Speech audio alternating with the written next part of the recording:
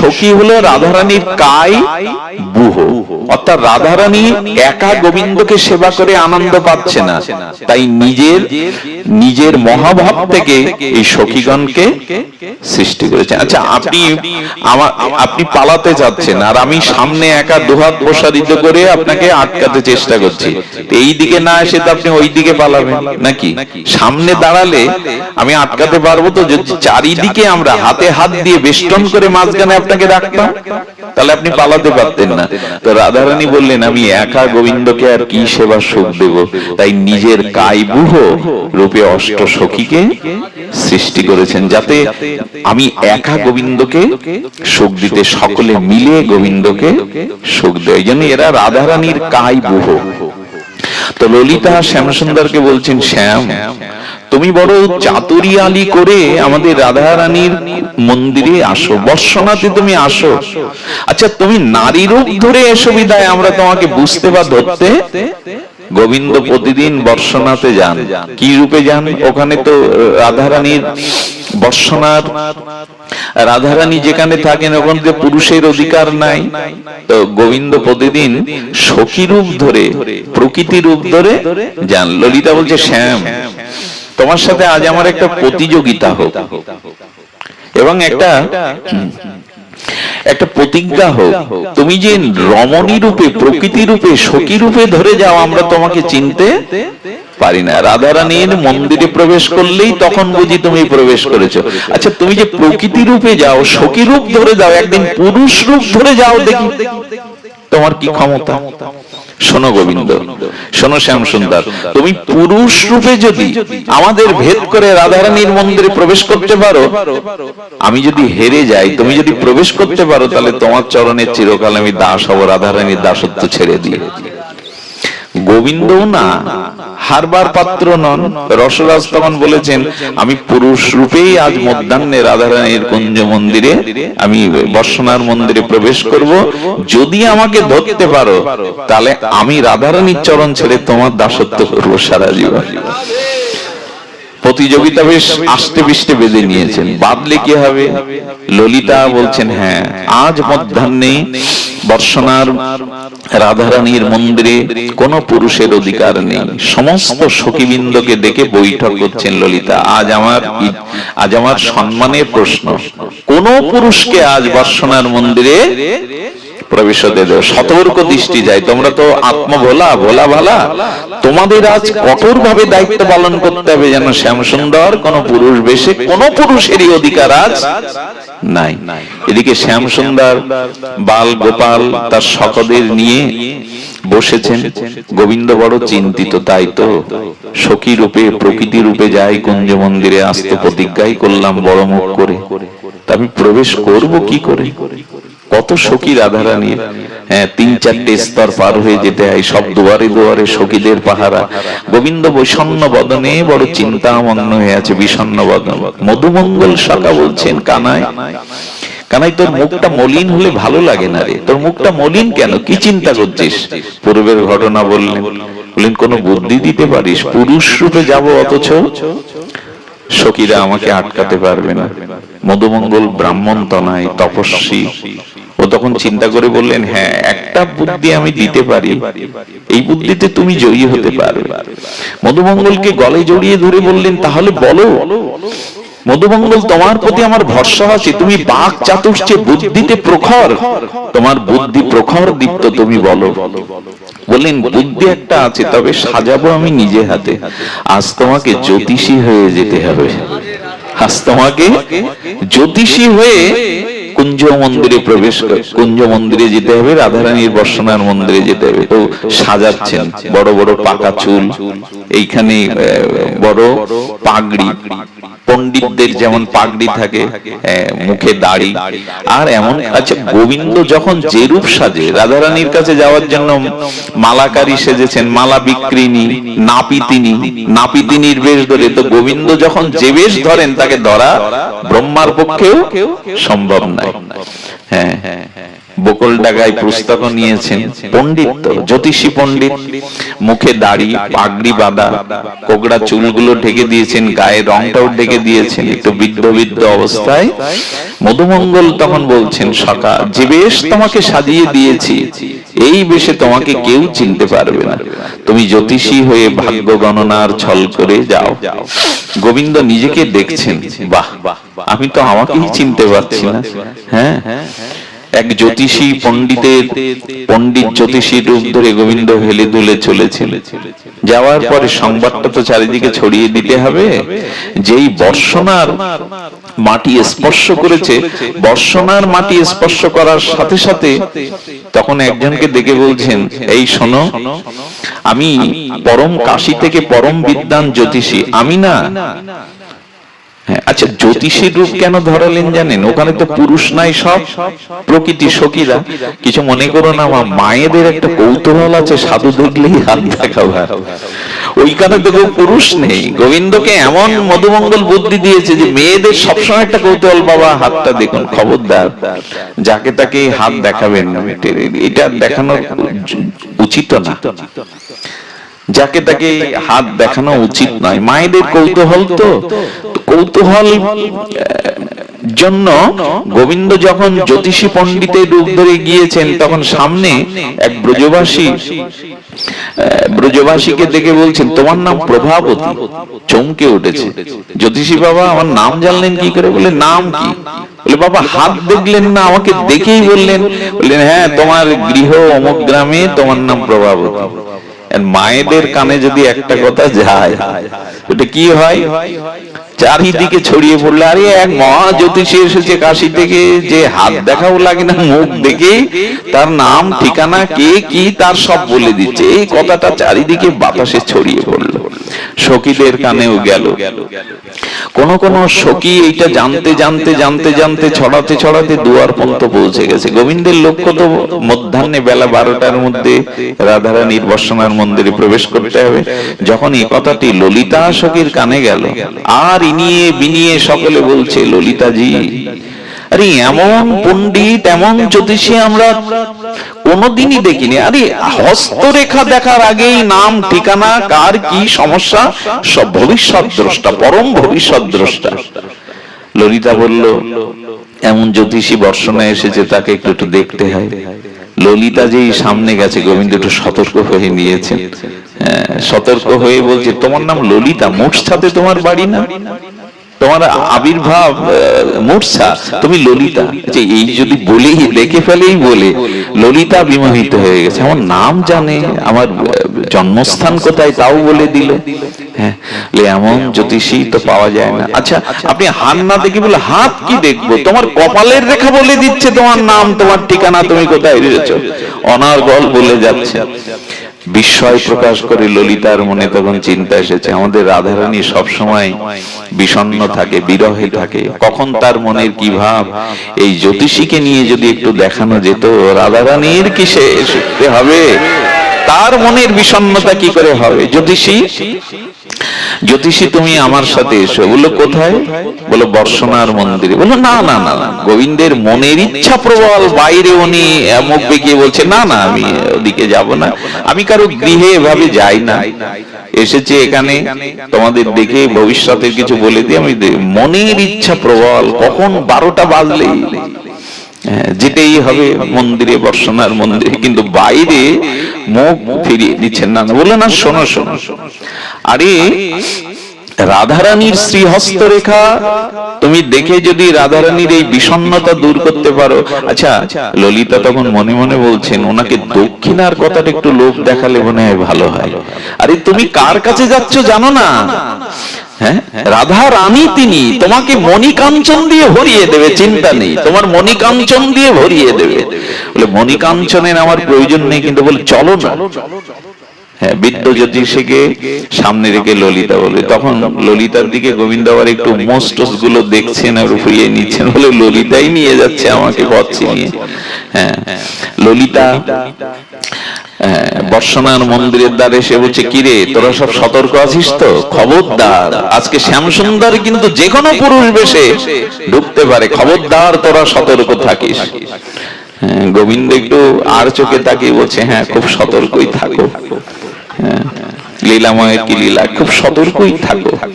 ললিতা বারবার একটা তোরণ পার হচ্ছে, আর একটা দুয়ার পার হচ্ছে, সবাইকে খুব, এখন গোবিন্দকে পণ্ডিত বেশে জ্যোতিষী বেশে গেছেন, শেষ দুয়ার স্তর যেখানে ৩-৪টে স্তর সখীদের, শেষ স্তরে বলছে না না আপনার প্রবেশ অধিকার আজ আর নেই, আপনি ঢুকবেন না। কোন পুরুষের আমাদের রাধারানীর প্রেমময়ীর মন্দিরে ঢোকার কোন আদেশ নেই।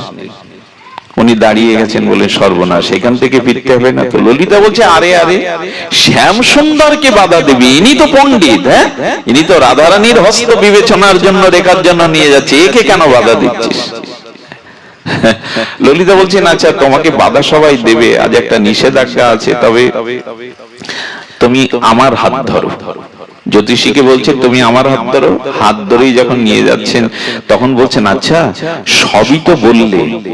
ললিতার মুখের দিকে তাকিয়ে জ্যোতিষী শেষবার আর একটা বান ছাড়লো, যে বানে ললিতা একেবারে কুপকার। বলছেন তোমার উদ্বিগ্নতার কারণ আমি বুঝেছি, পুরুষ বেশে আর শ্যামসুন্দর এই মন্দিরে ঢুকতে চাই, এই তো তোমার মনের উদ্বিগ্নতা। বলে সর্বনাশ, এ তো তাও জানে, শেষ বানটাও ছেড়ে দিয়েছেন বলে এটা তাও জানে, সর্বনাশ কোথাও জ্যোতিষী ত্রিকালক আমার মনের ভাব বর্তমানে তাও বলে দিচ্ছে। বলে উদ্বিগ্ন হয়ে না, তোমার উদ্বিগ্নতার কারণ আমি বুঝতে পেরেছি, পাহারা বসিয়েছো, শ্যামসুন্দর কি করে ঢুকবে তোমার এই পাহারা পেরিয়ে, তবে তোমার উদ্বিগ্নতার কারণ। বলে আমি জিতবো তো, আমার তো ভয় হচ্ছে রাধারানীর চরণ ছেড়ে ওর চরণের দাস আমি জিতবো তো। বলে দেখো আগে কি হয়, সতর্ক থাকো, তবে সাবধানের মার নেই। গোবিন্দ হচ্ছে সাবধান থাকো, সাবধানের মার নেই, সর্বদা সাধককে সতর্ক থাকতে হবে, সাবধান থাকতে হবে। কি উপদেশ! রাধারানীর মন্দিরে ঢুকে ললিতা মন্দিরে প্রবেশ করে বললেন আমি সখীদের আবার একটু বলে আসি, সতর্ক করে আসি। ললিতা ফিরে এসে দেখে রাধারানী স্বর্ণ সিংহাসনে আসীন প্রেমময়ী, চারিদিকে সখীবৃন্দ আছে, কেউ বিজয় করছেন, সেবা করছেন, কেউ তাম্বুলের থালা নিয়ে, এই সেবাগুলি আমাদের, কেউ মালা হাতে নিয়ে রাধারানীর গলে পরিয়ে দিচ্ছেন, কেউ বিজন সেবা করছেন। তার মধ্যে ললিতা এসে দেখে জ্যোতিষী বসবে না রাধারানীর চরণের কাছেই বসেছে, সিংহাসন নিচে। ওইটাই তো গোবিন্দের জায়গা, ওইটাই তো চাইছিলেন, রাধারানীর চরণে বসেছেন। চরণে বসার পর ললিতা বলল দেখো তো আমাদের ঠাকুরানী, আমাদের মহারানীর মনটা বড় বিষণ্ণ থাকে, কেন এত বিষণ্ণতা? বিষণ্ণ দূর হবে দেখো তো কি করে। বললেন দেখো এটা এখানে খুব গম্ভীর বিষয়, এখানে হাত না দেখে আমি বলতে পারবো না, বুঝতে পারছেন তো? এইখানে মুখ দেখে কপাল দেখে, এখানে গম্ভীর বিষয়, এখানে হস্তরেখা বিবেচনার কথা আছে। তার মানে রাধারানী আহারে শ্রী গোবিন্দের হস্ত দেখতে হবে, যে হাতটা রাধারানীর হাতে নিয়েছেন গোবিন্দের অঙ্গ প্রত্যঙ্গ কাঁপতে শুরু করেছে প্রেমে। এই হলো ভাবময়ী রাধারানী।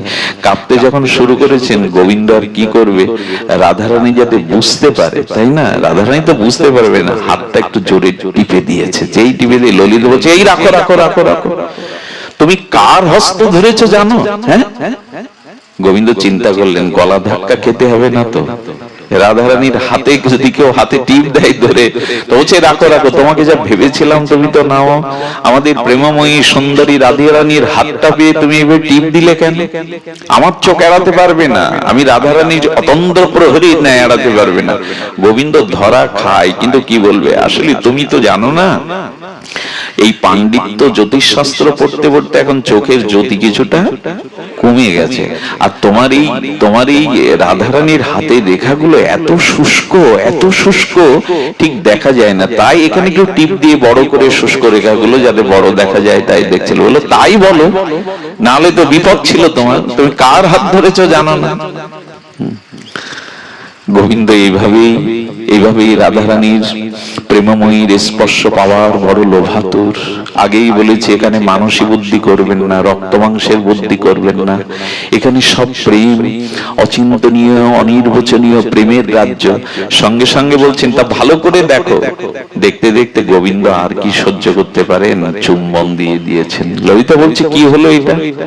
বলে আরে তুমি তো বুঝতে পারছো না, আমার দৃষ্টি শক্তির প্রখরতা কমে গেছে, তাই এখানে এনে এই যে হাতটা এত লালিমাই ভরা, তাই একটু চুম্বন দিয়ে এখানটা পরিষ্কার করে নিলাম। এইবার দেখা যাচ্ছে আচ্ছা দেখা যাচ্ছে কি সেটা তো বলবে। বলেন তোমার ঠাকুরানীর, তোমার রাধারানীর মনের বিষণ্ণতার কারণ একজনই, তিনি হলেন ব্রজেন্দ্র নন্দন শ্যাম সুন্দরের বিরহে তার মনের ব্যাকুলতা। ললিতা বলছে ওরে বাবা, এই তো তাও জানে। বললেন সমাধান করে দাও। তার মুখটা বিষণ্ণ দেখলে আমরা প্রাণে বাঁচি না, সমাধান করে দাও। আচ্ছা বলো তো কি করে রাধারানীর মন প্রসাধন হবে, প্রসন্ন হবে? তখন বলছে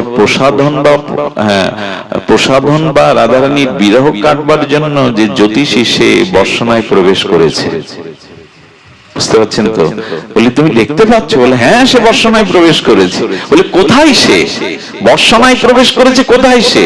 ললিতাও সতর্ক হচ্ছেন। শ্যামসুন্দর একদিক দিয়ে যেমন রাধারানীকে আনন্দ দেওয়ার জন্য, আরেক দিকে তার প্রতিজ্ঞাও করা, বলছে সে প্রবেশ করেছে। বলে কোথায় সে? বলো কোথায়? তবে শুনবে, সে রাধারানীর মন্দিরেই প্রবেশ করেছে। বলে মন্দিরে প্রবেশ করেছে কোথায়? বলে সে এখন রাধারানীর হাত ধরে আছে। রাধারানীর হাত ধরে আছে। যেই শুনেছে হাত ধরে আছে, ললিতা তাড়াতাড়ি পাগড়িটা তুলে দিকেই দেখে শ্যাম সুন্দর সমস্ত বাইরের পোশাকটা খুলে বলল, ললিতা তুমি পরাজিত হলে। ললিতা বলছে অত সহজে পরাজিত? আচ্ছা তোমাকে এর মধ্যে আনলো কে? তুমি তো জিতে গেছো বলছো, তোমার চরণেই আমার দাসিত্ব করতে হবে, তবে তোমাকে হাত ধরে কে মন্দিরে আনলো বলো? আরে আমি না আনলে কি তুমি আসতে পারতে শ্যামসুন্দর? আমি না আসলে তুমি এখানে, আমি না আনলে, আর তাই জিত আমারই, জয় আমারই। সখীবৃন্দের আনুগত্য ছাড়া রাধারানীর কাছে যাওয়া যাবে না। একটা মার্মিক কথা বলি, আপনাদের ভালো লাগছে পরিবেশটা? সারাদিন বর্ষা স্নাত দিন, এখন আকাশ নির্ঝুম হয়ে আছে, আপনাদের ভিতরে শ্রবণের আকাঙ্ক্ষাও চাতকের মতো, ওই কথা বলা যায়। দেখুন এখানে পুরুষ দেহ না কেন জানেন? এই জগতে কাম অভিশাপটা আসে নারী এবং পুরুষ এই ভেদ থাকলে। এই যে দুর্জয় কাম, অভিশপ্ত কাম, এটা কখন আসে জানেন? নারী এবং পুরুষ এই ভেদ যেখানেই আছে, এখানে এই দুর্জয় অভিশাপ আসবে। কিন্তু বৃন্দাবনে কোনো পুরুষের, এক গোবিন্দ ছাড়া কোনো পুরুষ নাই। এই জন্য ওখানে প্রাকৃত মদনের প্রবেশ অধিকার। বৃন্দাবনে ওই যুগল ভজনে কোনো কামের প্রবেশ নাই, ওখানে মদনও মূর্ছিত হয়ে যায় যুগলকে দেখলে। এই জন্য এই উপাসনায় যারা একবার সখী আনুগত্য নিয়েছে, ওখানে পুরুষ নাই তো। দেখুন ভগবান শঙ্কর মদনকে ভস্মীভূত করেছিলেন, ভগবান শিব মদনকে পুড়িয়ে দিয়েছিলেন। পুড়িয়ে দিয়ে বলেছিলেন আমি কাজটা ঠিক করিনি, আমি তার দেহ পুড়িয়েছি কিন্তু তাকে শেষ করতে পারিনি। তাই মদনকে পুড়িয়ে ভগবান শঙ্কর উপায় খুঁজছিলেন মদনকে জয় করা যায় কি করে। এই জন্য তিনি গিরিজার হাত ধরেছিলেন, বিশুদ্ধ প্রেমের জন্য পার্বতীর হাত ধরেছিলেন। তো এই জন্য শ্রী গোবিন্দ মদন মোহন, যেখানে প্রাকৃত মদনের প্রবেশ। আমাদের জগৎটা ধ্বংস হয়ে গেল একটাই কারণে, এই যে নারী পুরুষ ভেদ যতদিন আছে, কি সহজ কথা, সেখানেই দুর্জয় কাম, সেখানেই কাম। এই জন্য বললেন সখীর আনুগত্যে যদি মঞ্জুরি অভিমান পেয়ে যান, যদি মঞ্জুরি অভিমান পেয়ে যান, তাহলে আর ওইখানে প্রকৃত কাম বলে কিছু আসতে পারবে না। তো এই ভাবটা বলবার জন্য বা এই জিনিসটা পাওয়ার জন্য আমাদের এত চেষ্টা। আমি আপনাদের একটু অনুরোধ করব, এই রসের অধিকারী হতে গেলে আমাদের একটু চেষ্টা করতে হবে। এই যে প্রেম রস, এই যে ব্রজ রস, এই যে যুগল ভজনের রস, এটা সদ্গুরুদেবের কাছ থেকে পেতে গেলে আমাদের রস বিচারটা একটু জানা চাই। রসের আস্বাদককে, এই রসের বিচারও আমরা কি করে করতে পারি, সেই বিচারটা একটু বলেই আমি পাঠ বিশ্রাম করব। আপনাদের মহাপ্রভুর কথা বলেছিলাম, এই রসবিচারে মহাপ্রভুই আমাদের শিখিয়েছেন। ছিল গুরু মহারাজের প্রেম তত্ত্ব বিজ্ঞানে রস কাকে বলে। এই যে শৃঙ্গার উন্নত উজ্জ্বল ব্রজরস, সখী আনুগত্য মঞ্জুরি ভাব সাধনায় রাগানুগা পদ্ধতিতে যে ভজন, এটি রসের ভজন। রস কাকে বলে? রস হলো প্রাকৃত ধর্মাতীত অপার্থিব তত্ত্বের নাম রস। কি বলছেন? বলছেন যে প্রাকৃত ধর্ম অতীত এক অপার্থিব তত্ত্বের নাম রস। এই রস এটা পুরুষ দেহে হবে না, এই রস সখী আনুগত্য বিনা হবে না। এই রস পেতে গেলে আমি আগেই বলছি, বারবার বলছি, সখীর অনুগত হয়ে সখী রূপা মঞ্জুরি স্বরূপা এই নিকুঞ্জ মন্দিরে যুগলের সেবা ভাব। বললেন কেমন হবে এটা? ব্যতিক্ত ভাবনাবর্ত যস্য চমৎকার ভূ। রসের পরিচয় দিচ্ছেন, আমাদের রসশাস্ত্রের পরিচয় দিচ্ছেন। ব্যতীত ভাবনাবর্ত রস চমৎকার ভূ হৃদি সত্যুজ্জ্বলে বারং রসতে স্বরসমতা। আচার্যগণের মত কি ব্যাপিত ভাবনাবর্ত রস চমৎকার ভূ। তার মানে আমাদের অনন্ত জন্মের হৃদয়ে যে ভাবনা আছে, প্রাকৃত ভাবনা, জড়ীয় ভাবনা, কামনা বাসনার ভাবনা, এই ভাবনার পথ যদি কেউ অতিক্রম করতে পারে সদ্গুরুর কৃপায়, ভজন মহিমায়, ব্রজকথা ব্রজলীলা শ্রবণের সাথে সাথে সাধু সঙ্গের কৃপায় যদি ভাবনার পথ অতিক্রম করতে পারেন, অনন্ত জন্মের কুসংস্কার কামনা বাসনার কলুষিত কামনা হৃদয় এই পথটা যদি অতিক্রম করতে পারেন, পথ অতিক্রম কেমন জানেন? আপনি গ্রাম থেকে যখন বেরোবেন বাড়ি থেকে, তখন বাড়ির পাশে ছোট ছোট রাস্তা, চারিদিকে ঘর, গলিটা ছোট। এই ছোট গলি পেরিয়ে গেলে দেখবেন গ্রামের কাঁচা রাস্তা, গ্রামের কাঁচা রাস্তা থেকে আরেকটু দূরে হেঁটে গেলে দেখবেন পাকা রাস্তা, পাকা রাস্তাটা আরো দূরে গেলে দেখবেন বিশ্ব রোড। কিন্তু গলিটা তো আগে পার হতে হবে। ঠিক তেমনি অনন্ত জন্মের যে দুর্ভাবনা কামনা বাসনা আমাদের চিত্তে সংস্কার হয়ে আছে, এই ভাবনা ব্যতীত হয়ে যদি সামনে এগোতে পারি, তবে সেটা গুরু কৃপা ছাড়া সম্ভব না। সেই ব্যতীত ভাবনাবর্ত যস্য রহস্য চমৎকার ভূ, সেই পথ অতিক্রম করে যদি কোন রকমে মঞ্জুরি ভাব সাধনার এই রস পাওয়া যায়, তাহলে তখনই সম্ভব এই যে রস ও চমৎকার ও আস্বাদনের। এইটি আমি যে রাধারানীর আবির্ভাব তিথিতে আপনাদের নিবেদন করব, এত করুণা রাধারানীর, এত কৃপা রাধারানীর। কেউ যদি রাধা নাম আশ্রয় করে, কেউ যদি রাধারানীর এই পরম উজ্জ্বল রসের একটু ছোঁয়া পায়, ছোঁয়া পাওয়ার দরকার নেই, যদি এই কথাগুলো কেউ শ্রদ্ধার সহিত শ্রবণের ভাগ্য পায়, আর রাধারানীর চরণে যদি তার কিঞ্চিত একটু আগ্রহ জাগে, একটু আসক্তি জাগে, একটু তৃষ্ণা জাগে। তৃষ্ণা না লাগলে তো জলের খোঁজ নেয় না, ক্ষুধা না লাগলে তো অন্নের সন্ধান কেউ করে না। এই ভজনের ক্ষুধাটা জাগুক, এই ভজনের ক্ষুধা জাগলেই, এই ভজন কথা শ্রবণ করলেই কোনো না কোনোদিন হৃদয়ে রাধারানীর এই দাসত্ব, এই মঞ্জুরি ভাব সাধনার ভাব গুরু কৃপায় জাগতে পারে। এটা জাগতে পারে। অসম্ভব প্রস্তাবনা বলে এখানে কিছু নেই, এটা জাগতে পারে। দেখুন, কংস একদিন নারদ কংসের সামনে এসে বলছেন, ঘটনাটি বড় মার্মিক ঘটনা। কংস নারদকে দেখে বলছেন, দেবর্ষিপাদ, আচ্ছা কৃষ্ণকে মারবার জন্য এত অসুর পাঠালাম, সবগুলো মরে আমার কাছে আসে, ভূত প্রেত হয়ে আসে, কৃষ্ণের বিন্দুমাত্র কেশাগ্র ক্ষতি আমি করতে পারিনি, কেন বলতে পারেন? নারদ মনে মনে ভাবলো, কংসের একটু খেলা দেখানো যায়। বলে, তুমি জানো না কংস, তোমার তো ভোজরাজ, তোমার বুদ্ধি খাটো। আসলে শ্রীকৃষ্ণকে এই শক্তি কে দিয়েছে, সেই শক্তির উৎস তোমার জানা নেই। দেখো, আত্মা যতদিন দেহে আছে ততদিন দেহ মরবে না। তো শ্রীকৃষ্ণের আত্মা হলো রাধারানী, রাধারানীর কাছে যদি যেতে পারো, রাধারানীকে শেষ করতে পারো, তাহলে গোবিন্দ শেষ। বুঝতে পেরেছেন কোথায় পাঠাতে চাইছেন? কংসকে একবার চিন্তা করলেন একটু খেলা দেখানো যাক। মানে আমি আপনাদের বলতে চাইছি, মা কালীকে যদি কেউ দর্শন করে তার আর অমঙ্গল থাকবে? দুর্গা দেবীকে যদি কেউ দর্শন করে তার দুর্গতি থাকবে? লক্ষ্মী দেবীকে দর্শন করলে তার অভাব থাকবে? মূর্খ যদি সরস্বতীর দেখা পায়, দেবী বাগ দেবী সরস্বতীর, তার আর মূর্খতা থাকবে? তো যদি মূর্খ কালিদাস সরস্বতীর দর্শন পেয়ে মহাকবি হতে পারে, যদি ঐশ্বর্যবান ব্যক্তি ঐশ্বর্য দেবী লক্ষ্মীকে দর্শন করলেই তার অভাব দূরীভূত হয়, যদি মা কালিকাকে দর্শন করলে তার অমঙ্গল দূর হয়, সমস্ত দুর্গতি নাশ হয় যদি দুর্গাকে দেখা মাত্র, তবে রাধারানীকে দেখা মাত্র তার প্রেম হয়ে যাবে বিনা সাধনা। উনি প্রেমময়ী। দেখুন, এই জগতে কর্ম এসেছে, জ্ঞান এসেছে, এই জগতে কর্ম জ্ঞান অনেক কিছু এসেছে, ধর্ম এসেছে, কিন্তু জগতে সাক্ষাৎ প্রেম ইতিপূর্বে আসেনি। রাধারানী সেই প্রেমই, সাক্ষাৎ প্রেম, যাকে দর্শন করলেই প্রেম হয়, যাকে দর্শনের মাধ্যমেই প্রেম হয়।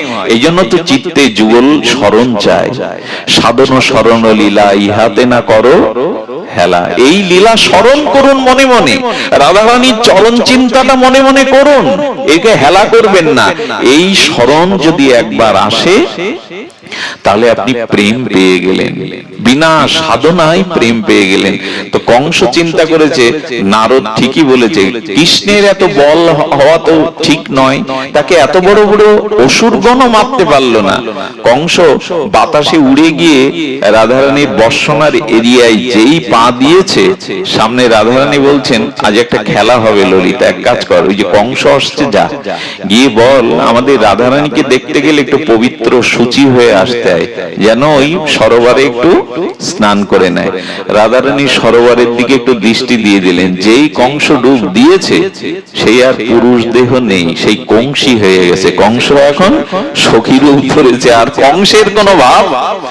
রাধারানীর কৃপা দৃষ্টি সরোবরে স্নান করার সাথে সাথে কংসের মতো এই মহা দানব কংসী হয়ে গেল, প্রকৃতি দেহে পেল, এবং তার ভিতরে যে আসরিক ভাবনা, এই ভাবনার পরিবর্তন হলো। রাধারানীর সামনে এসে দাসী রূপে বলছেন, আমার কি সেবা গো। কংস বলছেন, আমার কি সেবা গো। ললিতাকে বলছেন, ওকে একটা সেবা দিয়ে দে। ললিতা বলছে, দেখো সব সেবার দাসী আছে, কিন্তু ওই গোয়ালের গোবর গুলো পরিষ্কার করার কোন সখী আমাদের মাঝে নেই, যাও তুমি ওই কাজটা করো।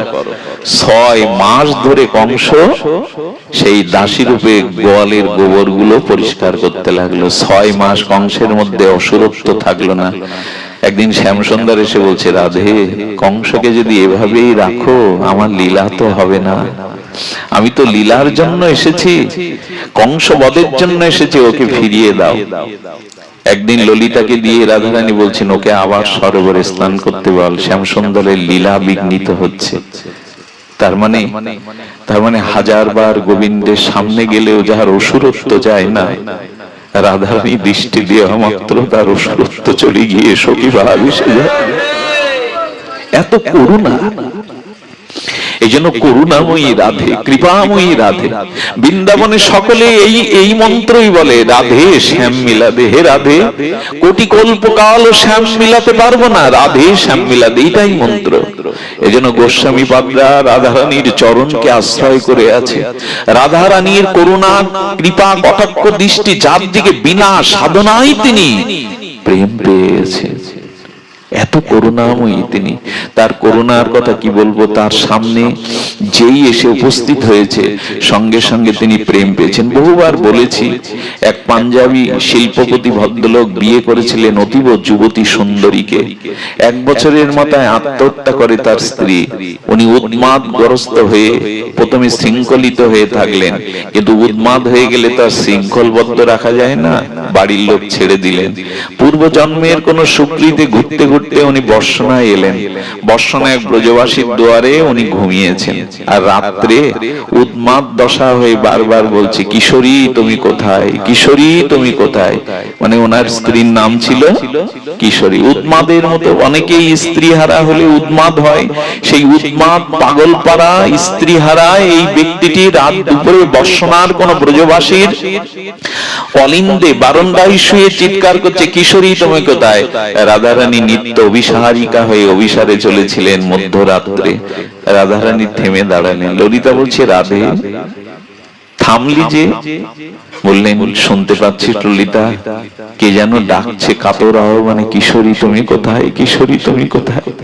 ললিতা বলছো, যা, তোর মাথা খারাপ হয়ে গেল। আরে ও একটা উন্মাদ পাগল যুবক, ওর স্ত্রী হারিয়ে ও পাগল পাড়া হয়ে মধ্যরাত্রে ও বিলাপ বকছে, ওর স্ত্রীর নাম কিশোরী। রাধারানী বললেন, ও কাকে ডাকছে জানি না, কিন্তু আমার নাম তো কিশোরী। শ্রীজির আর এক নাম কিশোরী, কিশোরী মণি, আমার নাম তো কিশোরী।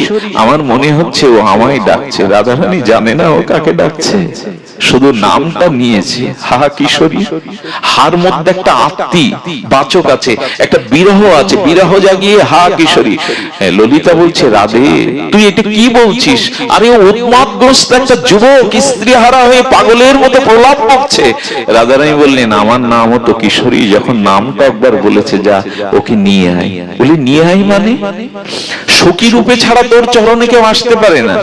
রাধারানী বললেন, আমার চরণের ধুলিটা নিয়ে যা, ওর মস্তকে এক বিন্দু ধুলি দিলে এই দেহ ত্যাগ করে ও সখী রূপ পেয়ে যাবে। যা, ওকে নিয়ে আয় আমার কাছে, সখী রূপ পেয়ে যাবে। এত করুণা, এত মহা করুণা রাধার ঠাকুরানী। কোন স্বীকৃতি নাই, শুধু হা কিশোরী বলে আত্মনাদ করেছে। চরণের ধুলিটা মাথায় দিয়ে সখী রূপে রূপান্তরিত হয়ে গেল। যদি বলেন এসব অবাস্তব প্রস্তাবনা কেন শোনাচ্ছে, আমাদের অবাস্তব নাই।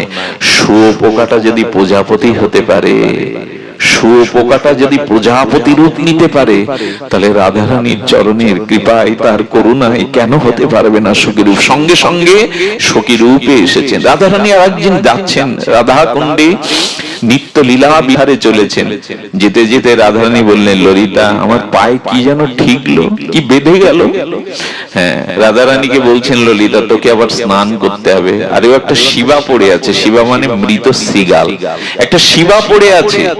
রাধারানী বললেন, আমার চরণ যার গায়ে লাগে সে শিবা হতে যাবে কেন, শেয়াল হতে যাবে কেন? দেখ আমার কোন সখী পড়ে আছে ওখানে। রাধারানীর ভাবনাটা কত করুণা আর কত কৃপার ভাবনা। দেখুন, একটা মরা শৃগাল রাখালরা রাখতে এসেছিল, ছোট ছোট বাছুরগুলোকে শৃগাল জ্বালাতন করছিল, ওখানে বাড়ি মেরেছে, মাথায় শৃগালটা মরে পড়ে আছে। রাধারানীর চরণ লেগে গেছে, চরণ বাঁধে রাধারানী ইচ্ছা করেই চরণটা ছুঁয়েছেন। বললে, দেখ আমার কোন সখী ওখানে শুয়ে আছে। ললিতা পিছনে তাকিয়ে দেখে মরা শৃগাল নাই, রাধারানীর চরণ ধুলিতে সখী রূপে পড়ে আছে ওখানে। উঠে প্রণাম করছেন, হে ভাবময়ী, হে লক্ষ্মীময়ী, হে করুণাময়ী, তোমার এত করুণা, আমি ছিলাম শৃগাল, তোমার চরণের স্পর্শে আমি সখী রূপ পেলাম। তো সখী রূপ যখন পেলাম, তুমি আমাকে একটা বর দাও, আমাকে একটা বর দাও। কি বর চাই তোমার? তবে কথা দাও ঠাকুরানী, ব্রজেশ্বরী কথা দাও, আমার নামে এইখানে, এখানে যারা, যাদের মৃত্যুর পর যাদের দেহটা এখানে রাখা হবে, এখানে পোড়ানো হবে, তারা যেন তোমার চরণ পায়। সেই থেকে ওই জায়গাটার নাম হয় শিবাখোর। যারা রাধাকুণ্ডে গেছেন, ব্রজবাসীরা মারা গেলে, মহন্ত মহারাজরা বাবাজিরা মারা গেলে ওইখানে পোড়ানো হয়, এর নাম শিবাখোর। এখানে যাদের দেহ রাখবে তাদের যেন তোমার চরণে গতি হয়। রাধারানী বর দিলেন, আশীর্বাদ করলাম এখানে যাদের। এই জন্য আমার কি মনে হয় জানেন, মাঝে মাঝে আমি বলি, যারা আমার সাথে কিঞ্চিত থাকে তাদের বলি, আমি যদি কখনো মরি, কখনো মানে তো এখনই মরতে পারি, তবে আমার চিতাভস্যের সামান্য এক কণা যেন রাধাকুণ্ডের ধুলায় মিশানো হয়। গয়ায় পিণ্ড দিলে আত্মার কল্যাণ হয় জানি পূর্বপুরুষের, কিন্তু ব্রজের ধুলির সাথে যদি নিজের অস্থি কিছুটা মিশিয়ে দেওয়া যায়, এর থেকে পরম প্রাপ্তি আর কিছু নাই। ব্রজের ধুলিকণা তো ধুলি নয়, চিন্তামণি প্রেমময়ীর চরণ কৈকর্যের এক একটি ধুলিকণা প্রেম দিতে সমর্থ। ধুলি নয়, ধুলি নয়, গোপী পদরেণু, গোপীর পদরেণু। এই জন্য রাধারানীর করুণা আমার অপার করুণাময়ী তিনি, অপার করুণাময়ী তিনি। তাহার কৃপা করানো, তাহার কৃপা কটাক্ষ করুণা কেন। তিনি রাধা কুণ্ডে সরস্বতী তরুণ রূপে এখনো আছেন।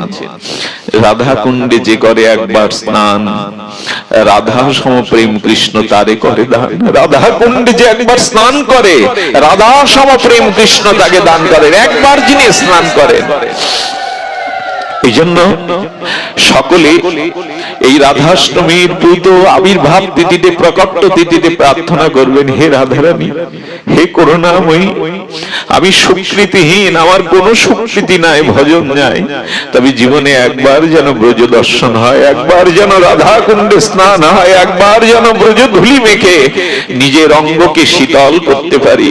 হে প্রেমময়ী, তুমি করুণা করো। দেখুন দেখুন, একদিনও যার ব্রজে বাস হয় তার প্রেম ভক্তি হয়, একদিনও যার ব্রজে বাস হয় তার প্রেম ভক্তি হয়। এই জন্য ব্রজধামে যাওয়ার একটা প্রার্থনা করুণাময়ী চরণে জানাবেন। রাধারানীর কৃপা ছাড়া কিন্তু আপনি ব্রজে যেতে পারবেন না। ব্রজে রাধারানীর করুণা ছাড়া যাওয়া যাবে না।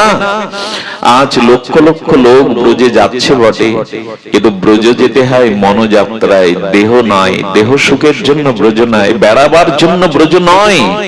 ব্রজ যাত্রা হলো মনের যাত্রা, দেহ নিয়ে ব্রজে নয়, অর্থাৎ দেহাবেশের জন্য ব্রজ নয়। ওখানে রূপ সনাতন ছেঁড়া কাঁথা নাড়া মাথা পড়ে বসে আছে। যারা রাজাধিরাজ তারা সর্বস্ব ত্যাগ করে পড়ে আছে। আজ বাবাজি মহারাজদের যে ত্যাগ, বৈরাগ্য, তিতিক্ষা, সেটা বিরল, সেটা বিরল।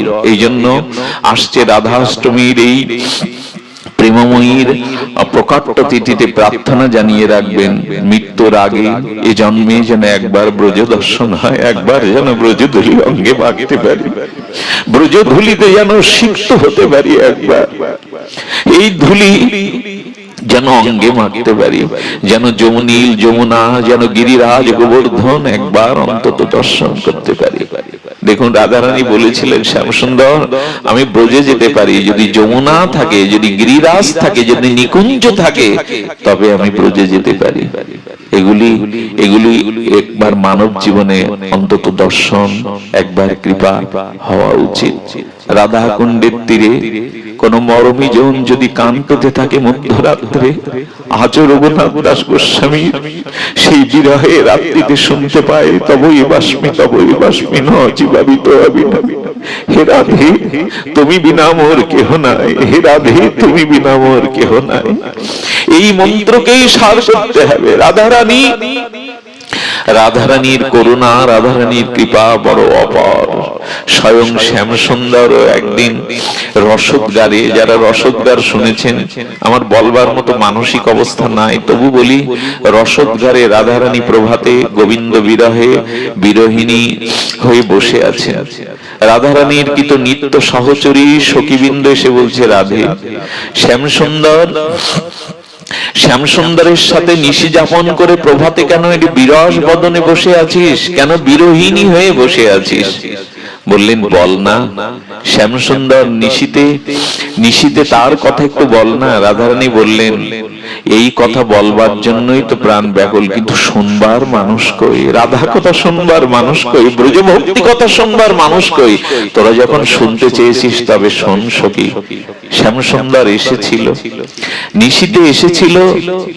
হ্যাঁ, রাধারানী মাঝে মাঝে কি বলেন জানেন? হ্যাঁ, রাধারানী বলেন, আমি পেয়েছিলাম কৃষ্ণচন্দ্রকে, তবে তার দ্বিতীয়ার চাঁদ করে পেয়েছিলাম, পূর্ণিমার চাঁদ করে পাইনি। আহা, দ্বিতীয়ার চাঁদ যেমন জন্মেই হারিয়ে যায়, ক্ষয় হয়ে যায়, আমি পেয়েছিলাম শ্যামসুন্দরকে, যেন দ্বিতীয়ার চাঁদ, কেন পূর্ণিমার চাঁদ করে তাকে পাইনি। আক্ষেপ করছেন রাধারানী। বললেন, শ্যামসুন্দর এসেছিল জানিস, শ্যামসুন্দর আসার পরে আমি তার জন্য সুকোমল সেই তো শুভ্র কুসুমের বিছানা করে দিয়েছিলাম, কিন্তু শ্যামসুন্দর আমার অঙ্গের দিকে তাকিয়ে দেখলো ফুলের একটা পাপড়ির আঘাতে রাধারানীর অঙ্গটা লালিমা হয়ে গেছে। আচ্ছা, রাধারানীর অঙ্গটা তাহলে কেমন? ফুলের পাপড়ির ছোঁয়াতে রাধাকান্ডির কোমল অঙ্গে লালিমা হয়ে গেছে। শ্যামসুন্দর বলল, ফুলের পাপড়িও তোমার কোমল অঙ্গে ব্যথা দেয়, তোমাকে ফুলের পাপড়ির উপরে না, গোবিন্দ নিজের অঙ্গের উপরে রাধারানীর অঙ্গটা রেখেছিলেন। সখী জানিস, আমি ব্যথা পাবো বলে মা যেমন অসুস্থ সন্তানকে বুকে করে রাখে, শ্যামসুন্দর সারাটা নিশি মস্তকটা তার বুকে রাখলো, যাতে ফুলের পাপড়িতে, মানে ফুলের পাপড়ির ফোঁটা থাকে মাঝে মাঝে, শক্ত অংশটা যাতে ব্যথা না পায়, রেখে দিয়েছিলেন। আর জানিস, ভোরবেলা শ্রী গোবিন্দ কি করলেন জানেন? কি করলেন? আমার চরণ দোকানা ধরলেন। আমার চরণ দোকানা ধরে বারবার আলতা রাঙে রক্তিম করবার জন্য আলতাটা হাতে নিয়েছিলেন। রসদগারে বলছেন, আলতাটা হাতে নিয়ে বারবার আলতাটা পরাতে গিয়ে শ্যামসুন্দর পাচ্ছিলেন না, তার হাতটা কাঁপছিল, আলতার বিন্দু বিন্দু ফোঁটা পড়ে যাচ্ছিল। কেন সখী? রাধারানী বললেন, আমি দেখলাম আমার চরণ দোকানা সেই বুকে জড়িয়ে ধরে কাঁপছে, তার চোখে ঝাপসা হয়ে গেছে জলের। চোখ যদি জলে ভরে যায় দেখবে কি করে চরণ? যে চরণ গোবিন্দ বুকে নিয়ে জয়দেব লিখে গেছেন, ভক্তকবি জয়দেব গীত গোবিন্দ লিখে গেছেন, রাধারানীর চরণটা বুকে নিয়ে গোবিন্দ বলছেন এই মন্ত্র, হে রাধে তমসি মম জীবনম, তমসি মম ভূষণম, তমসি জলৌদি ভগ্নাম, সরখর মণ্ডলাং দেহি পদপুল্লল, দেহি পদ মুদরম। বলছেন, হে রাধে তমসি মম জীবনম, তুমি আমার জীবন, তমসি মম ভূষণম, আমার সমস্ত ভূষণ স্বরূপ তুমি, জলাদিমগ্নম, মিন মাছ যেমন জল ছাড়া বাঁচে না, তুমি ছাড়া আমার আলাদা অস্তিত্বই নেই। আর সরখর মণ্ডলাং দেহি পদ পল্লব মুদরম, রাধারানীর সেই চরণ কমল কে গোবিন্দ মস্তকে ধারণ করেন, কখনো বুকে ধারণ করেন। সেই আলতা পরাতে গিয়ে বারবার চোখের জলে আর প্রেমের বিকারে যখন পরাতে না পেরে গোবিন্দ আমার চরণে নিজের নাম লিখে দিলেন, শ্যাম। আমি প্রশ্ন করেছিলাম, তুমি চরণের ধারের কাছে কেন শ্যাম নাম লিখলে? হে রাধে, যদি ব্রহ্মার পরমায়ু পাই তবু তোমার প্রেমের ঋণ আমি শোধ করতে পারবো না রাধে। যদি ব্রহ্মার কল্প পরমায়ু পাই, দেবতারও পরমায়ু পাই, তবু তোমার ঋণ আমি শোধ করতে পারবো না। তাই ধার মানে ঋণও বটে, বাংলায় ধার শব্দটা মানে ঋণ। আমি তোমার চরণের ধারে আমার নাম লিখে দস্তখত করে দিলাম, আমি তোমার প্রেমের কাছে ঋণী, আমি তোমার প্রেমের কাছে ঋণী। তবে শোনো, আসছে কলিযুগে প্রথম সন্ধ্যায় তোমার ভাব আর কান্তি নিয়ে আমি তোমার এই গোপী ঋণ, রায় ঋণ পরিশোধ করবার জন্য গৌর হয়ে যাব। আর সেদিন সর্বস্ব ত্যাগ করে দুয়ারে দুয়ারে হা রাধে বলে চোখের জলে কাঁদবো। আমি এই রায় ঋণ সেদিন শোধের জন্য চোখের জলে আমি হা রাধে আর রাধে বলে কাঁদবো। আমার গৌর সুন্দর এই রাধা নাম, রাধা প্রেম, ব্রজ প্রেম, যুগল উপাসনা, এই মাধুর্য রহস্য চমৎকারিত সার রাধারানী তত্ত্বকেই দিতে এসেছিলেন। দুর্ভাগ্য আমরা যেন এই তত্ত্ব থেকে আর বঞ্চিত না হই, আমরা যেন এই রাধারানীর চরণ কৈকর্যকে সম্বল করি, এই রাধারানীর ভাবটাকে অবলোকন করি, তাহলে হয়তো কোনো না কোনো জন্মে রাধারানীর কৃপায় ব্রজে বাস হবে। গোবিন্দকে জিজ্ঞাসা করেছিলেন অর্জুন, আচ্ছা জগতের সমস্ত সাধক উপাসকগণ তোমার ধ্যান করে, গোবিন্দ তুমি কার ধ্যান করো? তুমি সকালে উঠে কার ধ্যান করো? গোবিন্দ বলেছিলেন, আমি ব্রজের ধ্যান করি, রাধারানীর ধ্যান করি। সেই গোবিন্দের ধ্যানের বস্তু, সেই গোবিন্দর ধ্যানের বস্তু মহাভাবময়ী রাধা ঠাকুরানীর প্রকট তিথি, আবির্ভাব তিথি আগামী শনিবার। আপনাদের এই দেশের নিয়ম আমি জানি না কি, তবে একটা কথা বলবো, অর্ধবেলা উপবাস যেন কেউ করবেন না। অর্ধবেলা উপবাসটা হয় না, অনেকেই রকম বলেন, কিন্তু গৌড়ীয় সমাজে আসলে আজকাল ধর্ম জগৎটাও বিভাগ হয়ে গেছে, এক একজন এক এক রকম বলে, কিন্তু শাস্ত্রে বলছে অর্ধবেলা উপবাস হয় না। অবশ্যই শনিবারে মধ্যাহ্নে রাধারানীর অভিষেক করবেন আপনারা। এই অভিষেকটা কিন্তু আবির্ভাব তিথির একটি মূল পর্ব। পঞ্চামৃত, ঘৃত, দুগ্ধ আর